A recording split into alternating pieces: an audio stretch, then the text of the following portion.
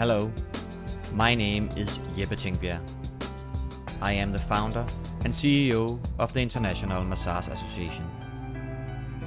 The International Massage Association, also called IMA, organize and arrange the World Championship in Massage. The World Championship in Massage is a competition, but at the same time, an opportunity for massage therapists to find professional inspiration and networking. On a daily basis, I own a massage school in Denmark myself, and I have a franchise school too. We also educate therapists in acupuncture and reflexology. This is a video podcast featuring key players in the massage profession around the world. These are conversations about massage methods, styles, and education levels. We do this in order to share knowledge and to inspire massage therapists, massage teachers, school and spa owners. Mario, welcome to our little podcast here in a summer house, actually in Denmark. You became the world champion in massage 2019, not only in the category of chair massage, but also the overall final. Was amazing. How did you feel? I feel so well. I feel so welcoming. I feel embraced by everybody, and everybody was smiling and congratulate me. I feel like be in a family. Yeah, I had this feeling, and that something great will come from it. Did you have this feeling during the competition? Yes, as soon as I arrived, I saw so many people smiling and say hello to each other. Some people they already know each other, and for so many different countries. Somebody dressing traditional Thai clothes, other Japanese, and this. I said, wow, looks like the world together. That's the feeling that I had, and all people smiling and saying, oh, this is like welcome place to be. I had this feeling, and towards the 2 or 3 days, it was the same, just a build up and more and more and more. So I become know so many people over the world, and it's really a very special event. Yeah, and how did it change? I mean, you were a therapist, and then I know that you have been teaching also a little bit after. Is that true? Yes. So I was a therapist. I'm a therapist still, and everybody afterwards they like what they say they saw, and many they asked me, can you teach this? Can you teach me that? Can you teach that? Then in the Facebook it was beautiful feedback, and I say, I'm not a teacher.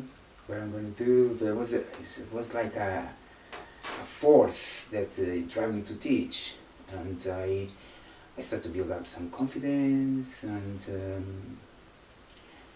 I started to teach one-to-one. And yes, so now I organize workshops, and to teach the massage that everybody saw in your event. Yeah, it's and can you please describe? I mean, it was a chair massage, but what else to say about it really? What kind of method did you use? Okay, so the chair massage that I do, it's a combination that what actually I learned. So I learned Thai massage, I learned shiatsu, and by the time I was doing my chair massage in Whole Foods, that was my first job, I was doing also Tai Chi. So while I'm doing the chair massage, normal chair massage that I learned, I start to work with the Tai Chi movement, Tai Chi steps, because I was doing Tai Chi. It was something that say, okay, walk this way, looks much smooth and following the energy together of the receiver and yourself. So soon I start to move as a Tai Chi around the chair, and it just was automatically everything, it comes up. Then I developed this style. There is Tai Chi, Shiatsu. Did you use bamboo sticks also?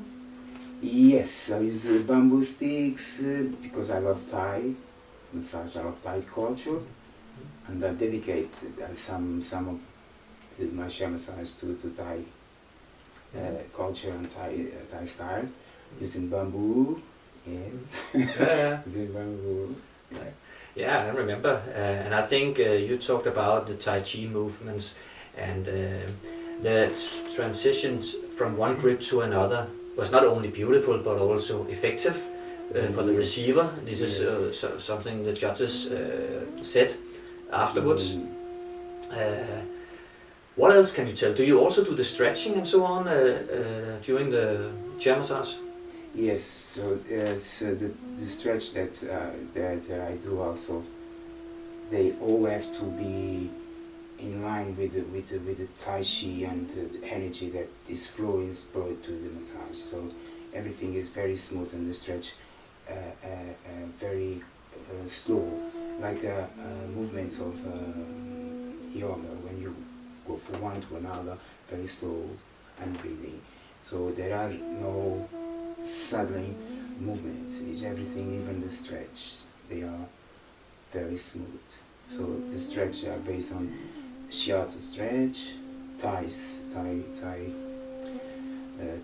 massage stretch, and some Chinese.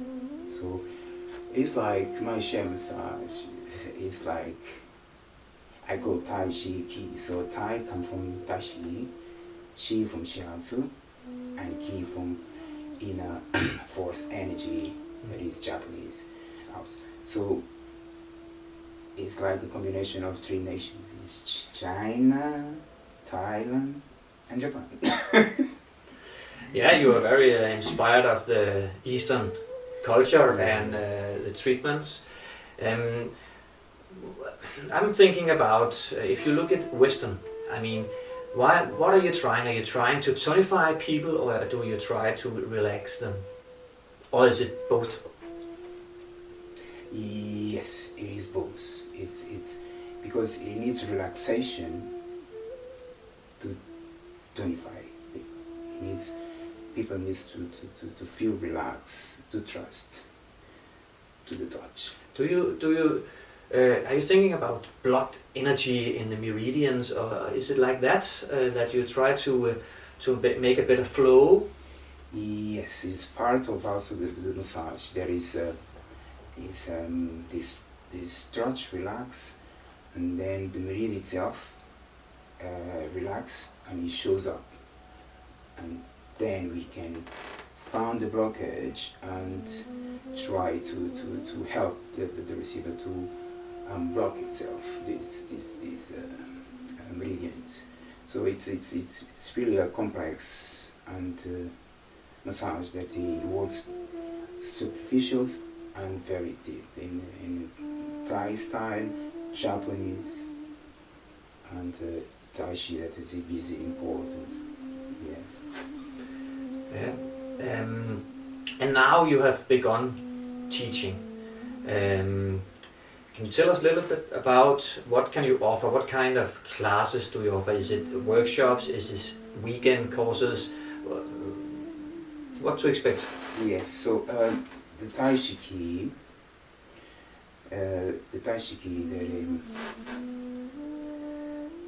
it's a 3 days course. It's a Japanese city acupressure of 3 days.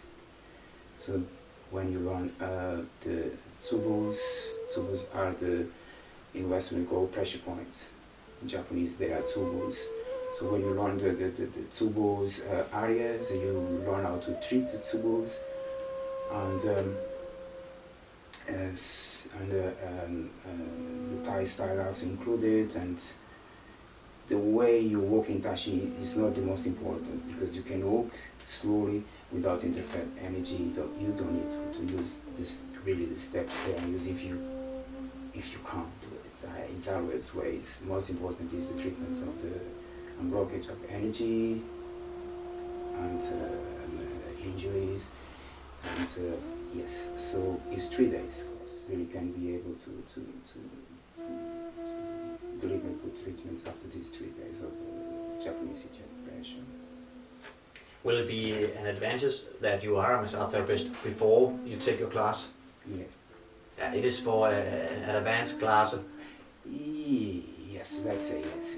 The beginners will find very difficult to study, because it's based on shiatsu, and there is a few complex things that you need to understand, because also it's only 3 days, no? So if you already understand the basics of massage or the energy or how it works, it's going to be much easier in 3 days you to be able to deliver it to your clients. Yeah. Yeah, so it's better if you already is advanced therapist. Yeah. Now you are in Denmark to give a class, but which is great because we are in the coronavirus situation. It's difficult to travel and teach. But my question is really, where do you think the spa and massage profession is headed?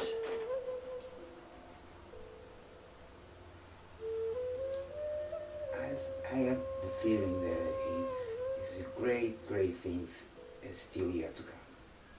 I believe we therapists we will realize few things and we become much stronger and much united. Yes, I believe we will understand that is the importance of the touch. And we are in advanced position because we already learn much about how to use our hands, our energy to help people to feel better. So I think we are in a very good position. We just have to unite ourselves and exchange and show our skills and pass it on, because there is a lot of work it's coming. It's funny you're saying this because I have been interviewed many of the key players in our industry here in this podcast, and they all say actually they expect great things to come out of this. Of course, because people need the treatments and the well-being, the health being is very important in the future, and touch is of course important as well. Maybe we are hungry for touch really because we we don't get enough massage. Yeah. Can you tell me a little bit about, you're not only a teacher, you are a therapist, the best one really, but tell me, who is your clientele really? Who comes to you in your clinic? I have all sorts of people, but it's people with severe injuries also, and I really realized that it's also people with stress and with long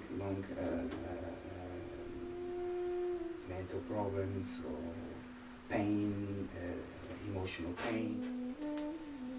Okay, Mario, what is interesting for a therapist and for a teacher is how can we adapt to each client? How do you adapt to your clients?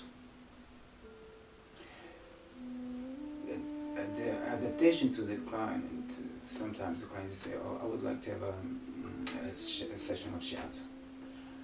And why I doing the shiatsu to the client? Sometimes it happens that it's something that it's more physical. It's require more superficial touch. There is muscle pain or injury, so that I adapt to a Thai style that is very effective for muscle pains and articulation stiffness. So I, by intuition, move to this physical touch and treatment. Probably I'll wake up in a new space there, and then I come back to shiatsu again. So this can happen sometimes. It's not easy, but when you actually have the readings of the feedback from the receiver that you're aware of, you connect it, and you actually receive information that it's something that is probably better this way, and so you have these intuitions that most of the time works well with me. But it doesn't mean that I change all the time. When I go for shiatsu, I go for shiatsu. But sometimes happen that the person have actually much more superficial issues, you know? Yeah. So you do adapt yes, all the time. I do adapt. And out there in the world, many people want to learn your skills, and of course they can contact you and hire you for a class probably. But is it possible to learn your skills also online, for example? I have been thought about that, and I have been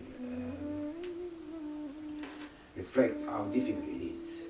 You pass it on skills of shiatsu, because shiatsu is very traditional culture Japanese, that he was teaching from master to students, one to one, two to one, not too many students. So it's traditional past physical present one to one. So it's kind of a skill that is very difficult to pass online. But you can pass some skills online. Of course, you can pass some skills online. But because shiatsu, it's a traditional Japanese shiatsu, the pressure that is in your hands, thumbs, the action comes from your central energy pass to your heart, and then the touch goes, just flows. So this is very difficult to teach online. Yeah, I think when I hear you say so, I think maybe the part of the theory behind it could be taught online, and then the physical teaching should be done one-to-one or in a classroom, really. Yes. So it's new times. So we have to adapt. Actually, we have to find ways to pass on the most beautiful and complicated skills of shiatsu or Thai or whatever it is, massage or traditional medicine. So this is all new for us. We have been teaching traditional ways, so this is all new, changing. So probably we are skilled enough to make it happen. Yeah. Yeah, maybe. Yeah.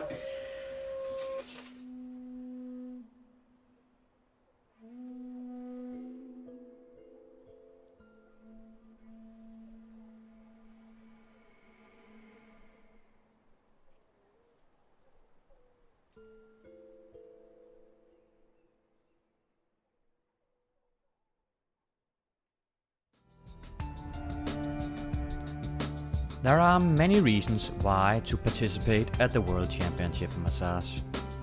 For the massage therapist, it is a great way to advertise their services and skills. It is a great way to exchange professional experiences. And it is a possibility to take part in an international contest to make their name famous and well known.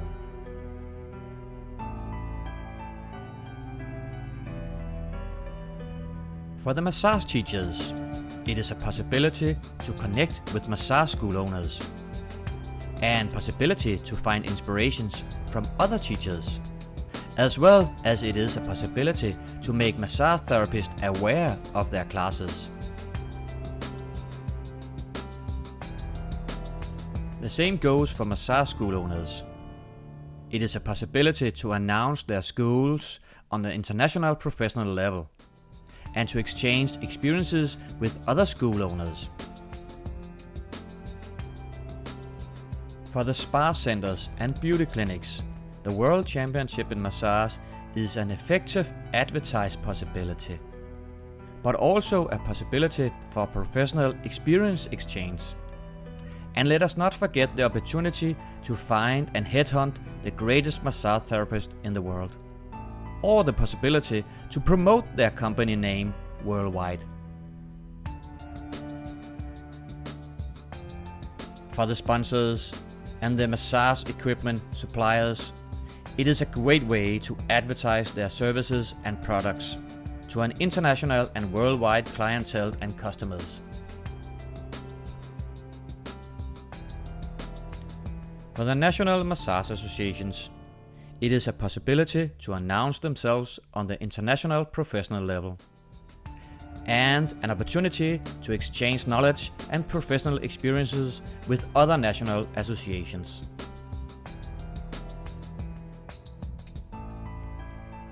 Therefore, schedule your participation in good time and benefit from taking part of the World Championship in Massage.